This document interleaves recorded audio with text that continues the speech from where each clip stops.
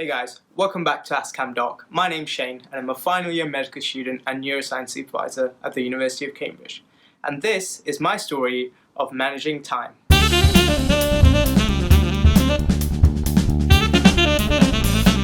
Right, so as you already know, I am a medical student in my final year and I also supervise neuroscience for the university. On top of that, I also gym roughly about 2-3 hours a day and I write, edit, make content for Ask Doc, as well as make time for my family, my friends, and generally get a pretty good amount of sleep, cook, generally function.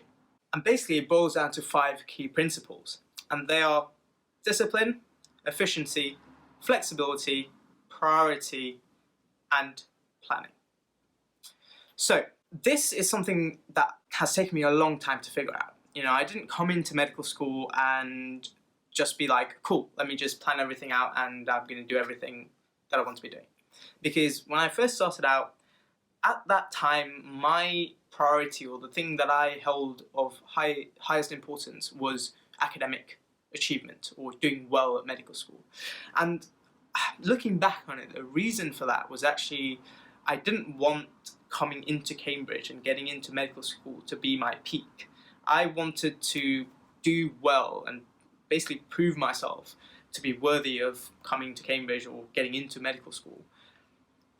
And for me, the best way to do that, I thought, was to do very well academically. And fair enough, it makes logical sense that that would be a good indicator of, what I am worthy to be here, or I am doing well here.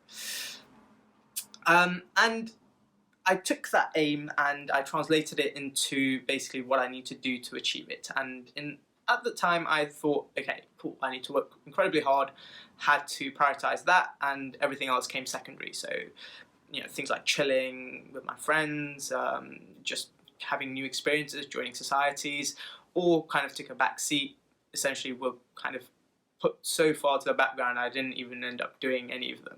I still prioritized gym quite well, so I was essentially either studying, pre-reading, post-reading, doing essays, and going to the gym, not really doing anything else. And it worked for me in the sense that I did well academically, and in the first 2 years that was enough. It was enough for my happiness. I was quite happy doing that, because I still got some time to chill with my friends, maybe at the end of the day, end of the week, especially with long summers as well. It really did give me time to recharge. So that was fine for the first 2 years. But I remember coming into third year, sitting down at my desk, opening the first lecture, in front of me, getting ready to read it, and then I thought to myself, what's the point? Why am I doing this? And it was the first time in my years in Cambridge that I kind of was like, academic achievement or academic excellence isn't enough to make me happy anymore. I wanted other things. I wanted to have new experiences. I wanted to join new societies and make new friends.